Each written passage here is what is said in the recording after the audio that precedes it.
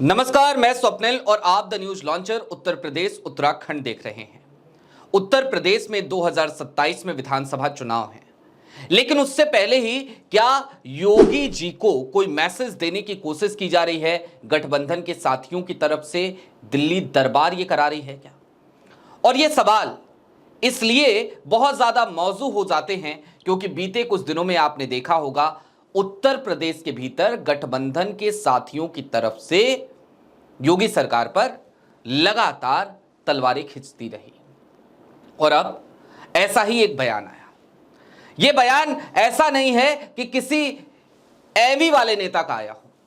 यह बयान जिसका आया वो मंत्री हैं, मोदी जी के कैबिनेट का हिस्सा है। और एक सरकारी कार्यक्रम में जिस वक्त पे यह बयान आया वो एक सरकारी कार्यक्रम में पहुंची थी। एक वर्चुअल उद्घाटन का कार्यक्रम था प्रधानमंत्री मोदी जी का, और उस कार्यक्रम में बतौर मुख्य अतिथि मौजूद थी। वहां पर आप समझ गए होंगे, बात हो रही है अनुप्रिया पटेल की।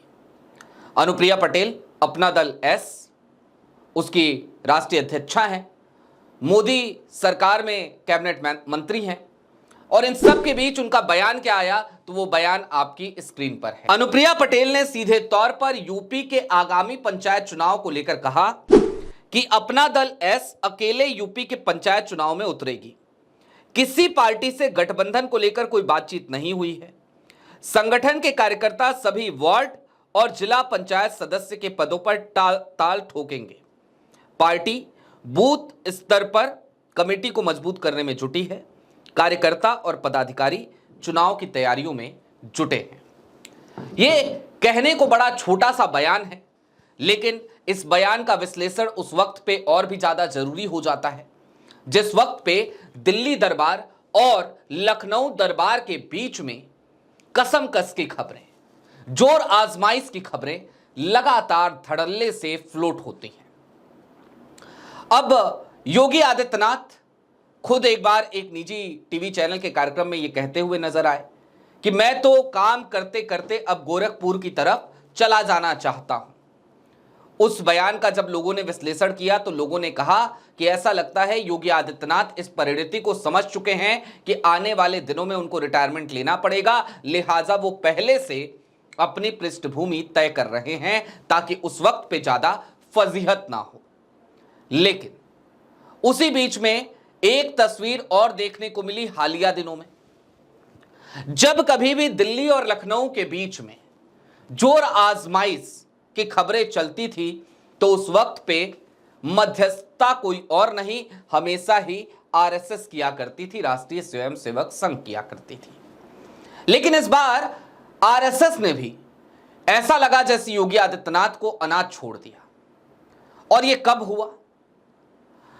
एक कार्यक्रम हुआ बनारस में मोदी जी का। उस कार्यक्रम की समीक्षा करने पहुंचे वहां पर योगी आदित्यनाथ पहुंचे, वहां रुके, लंबे समय तक रहे। और जिस वक्त योगी आदित्यनाथ काशी में थे, वाराणसी में थे, उसी वक्त वहां पर मौजूद थे आरएसएस के सर संघ चालक मोहन भागवत। आरएसएस प्रमुख से योगी आदित्यनाथ उसी शहर में रहते हुए मुलाकात नहीं कर पाए। उसके बाद संघ प्रमुख लखनऊ भी आए। जब लखनऊ आए तब भी संघ प्रमुख ने योगी जी से मुलाकात नहीं करी। और उसके बाद तमाम लोग ये विश्लेषण करने लगे कि देखिए अब आरएसएस भी योगी आदित्यनाथ का हाथ छोड़ चुका है, योगी आदित्यनाथ अब अनाथ हो चुके हैं। और उसी बीच में अब इस खबर पे लौट आइए, अनुप्रिया पटेल के इस बयान पे लौट आइए। 2025 का साल चल रहा है, 2027 में चुनाव है उत्तर प्रदेश में, और इन सब के दरमियान अगर मोदी जी की कोई मंत्री जो उत्तर प्रदेश में गठबंधन की साथी हैं, उनका यह बयान आता है और वो भी किसी सरकारी कार्यक्रम के दौरान आता है, एक ऐसे मंच से आता है जहां पर उनको मुख्य अतिथि के तौर पर बुलाया गया हो, तो फिर सवाल यह पैदा होता है कि अनुप्रिया पटेल ने यह बात अपने मन से कही या फिर कि दिल्ली दरबार की मंशा यही है कि वो योगी आदित्यनाथ को यह बता दे, ये इशारा कर दे कि देखिए जनाब, आप कुर्सी पर तब तक हैं या ये गठबंधन के साथी आपके साथ तब तक हैं जब तक हम चाहते हैं। हम नहीं चाहेंगे तो आपके साथ कोई नहीं होगा, आरएसएस भी अब नहीं है और गठबंधन के साथी भी नहीं होंगे। फिर क्या होगा भविष्य का वो आप देख लीजिएगा। कहीं ये मैसेज देने की कोशिश तो नहीं की जा रही। और यह सवाल इसलिए भी क्योंकि हालिया दिनों में उत्तर प्रदेश के अंदर तमाम तरीके के उथल पुथल देखने को मिले। लोनी के विधायक नंद किशोर गुर्जर के तमाम करारे प्रहारों या फिर कि केशव प्रसाद मौर्य का नंद किशोर गुर्जर के साथ आकर के मंच साझा करना, या फिर कि किसी विधायक का यह कह देना कि केशव प्रसाद मौर्य सर्वथा योग्य हैं, वो कुर्सी पर बैठ सकते हैं मुख्यमंत्री के, उनको लखनऊ की कुर्सी पर विराजमान होना चाहिए। इन सब बयानों से बहुत सारे मायने निकाले गए थे और अब ऐसा लगता है केंद्रीय मंत्री के बयान के बाद कि दिल्ली दरबार का एक इशारा है, उस इशारे को अब योगी आदित्यनाथ किस तरीके से लेते हैं। सह और मात का ये जो खेल चल रहा है, इसमें सह किसकी होगी, मात किसकी होगी। पार्टी के भीतर यानी भारतीय जनता पार्टी के भीतर वर्चस्व की ये लड़ाई कौन सबसे बड़ा हिंदुत्व का चेहरा है, लड़ाई इस बात की कि किसको देश की जनता सबसे ज्यादा प्यार करेगी। ये लड़ाई अब अपने चरम पर पहुंचती जा रही है।